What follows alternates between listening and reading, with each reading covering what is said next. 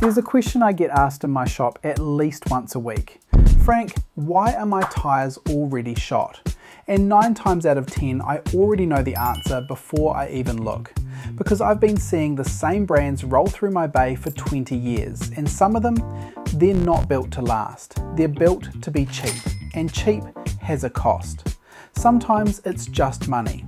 Sometimes it's the moment you hit the brakes in the rain and nothing happens the way it should. I'm not here to sell you anything. I don't take money from tyre companies. I just see what fails and I remember. So today, 5 brands I'd never put on my own car and why. I've had cars come in where the tyre still had air in it, but the tread was half missing. What happens is the outer tread peels away at motorway speed, flaps around, and it can wrap itself round the axle. I've seen it lock a wheel up and make the whole vehicle step sideways. You don't always get a nice, polite warning first. That kind of failure is why Westlake's first on my list. It's one of those repeat shop horror story brands, and people say, yeah, but it's made by a big company. Westlake sits under ZC Rubber, which is a massive manufacturer. Fair enough, but big doesn't automatically mean the construction is consistent. The usual problem I see is belt separation. Basically, the layers inside the tyre start letting go. Heat and long highway runs tend to expose it. There's also hard history here. In 2007, there was an NHTSA recall, around 450,000 light truck tyres, because the bonding between the steel belts wasn't right, and separation risk goes up. And there are documented fatal crashes linked to Westlake tread separation. My practical tip, if you've got Westlakes on a used truck, trailer or RV because they were cheap to fit, don't assume they're fine just because the tread looks decent. Be extra cautious in the wet, and if you do a lot of high-speed driving, I'd seriously consider upgrading sooner rather than later. Some 2024 tests showed extremely long dry and wet braking distances. That's not comfort or noise, that's stopping late. Goodride and Geostar. These are the tyres a lot of you end up with, not the tyres you actually chose. You buy a used car, the ad says new tyres included, or a budget shop throws a package on, and nobody really looks at the sidewall. Goodride is part of that big ZC Rubber family, and what I hear again and again is inconsistency.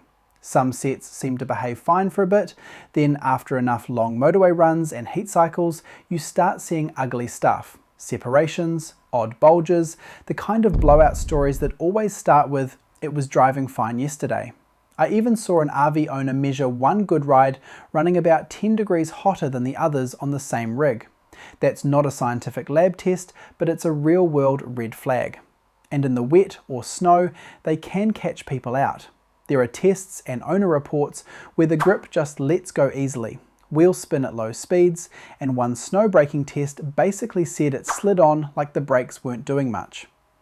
Geostar's a different problem. It's one of those private label import names, hard to research, turns up on trucks and SUVs. And in the shop, I've seen them wear out weirdly fast and uneven, even when the alignment checks out. Had a mate bring in his F-150 last month, swore his alignment was shot. Turned out to be Geostars chewing themselves up after 12,000 miles. Alignment was perfect. The annoying part is both of these can feel all right on a dry day, but that's not where you find out what a tyre's made of.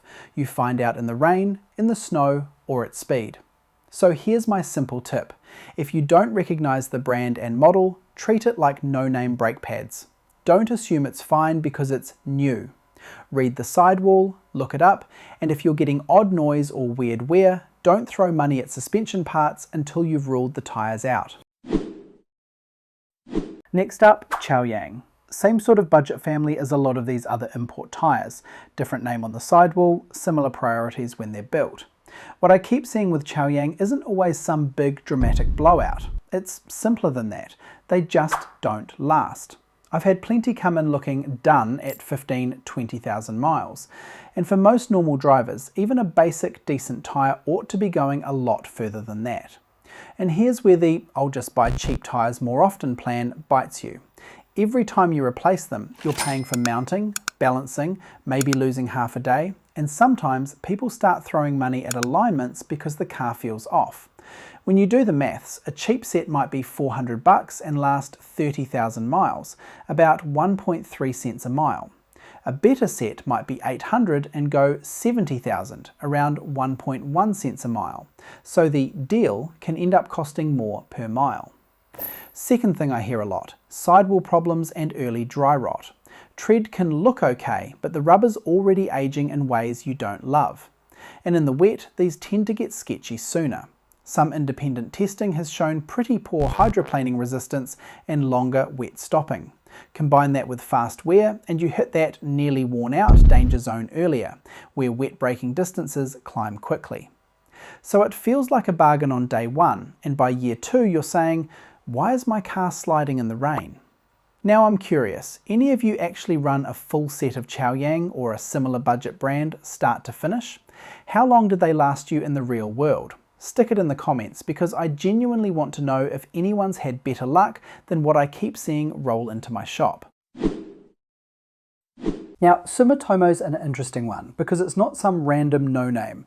It's a proper long-running Japanese company, been around since the early 1900s, and they've got other tyre names under them too. So a lot of people buy them thinking, right, that'll be safe by default. And what I keep seeing isn't usually a big dramatic failure. It's death by 1,000 cuts. The pattern I hear is the same. Frank, these are wearing way quicker than I expected, and it feels a bit sketchy in the wet.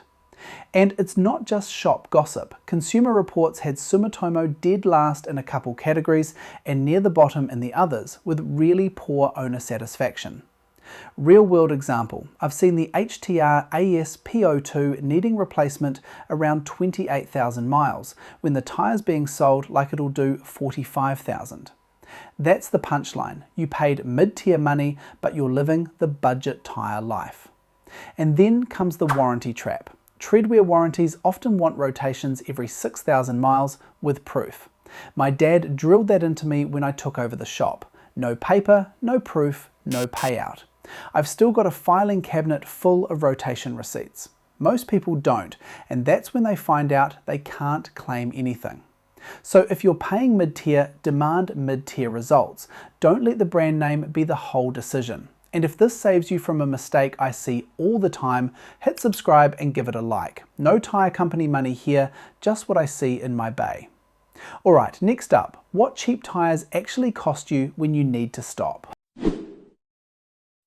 Fifth on my list is DoubleCoin, and the reason it's here comes down to one number: stopping distance in the wet. I've seen the tests and they match what I feel when a customer's car comes in on bargain tyres. One VW Golf test stuck with me. From 50 miles an hour in the rain, a budget DoubleCoin needed about 148 feet to stop. The best tyre stopped in about 92 feet. That's 56 feet, roughly 4 car lengths. And this is the part that makes it real. When a good Continental has already stopped, the worst budget tyre in that test was still rolling at about 30 miles an hour. That's not a little bit longer, that's crash speed. Those extra meters are the crosswalk, the rear bumper in front of you, or a kid chasing a ball.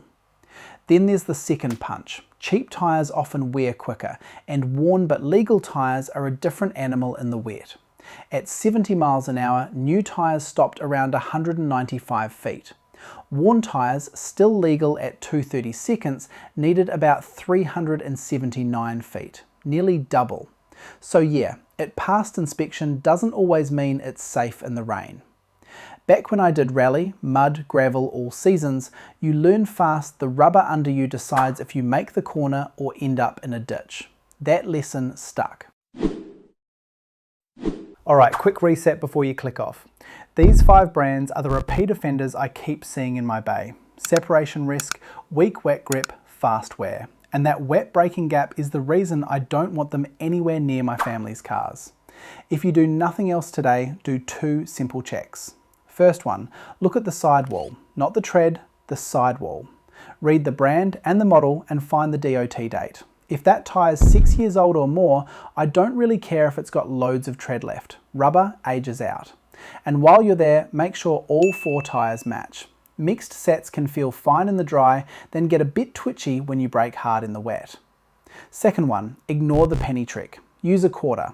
Stick it in the main grooves. If you can see all of Washington's head, you're under about 430 seconds, and wet grip drops off quicker than most people expect. Don't wait for legal at 230 seconds. Plan it before you're sliding around wondering what changed. And one more thing, used car lots love saying new tyres. Half the time that just means the cheapest tyres. Before you trust it at motorway speed, just verify what's actually on the car. Next video, I'll show you what I'd buy instead if you're on a budget but you still want proper wet stopping. Specific models, what to look for, and how to spot a decent tyre before you hand over your money.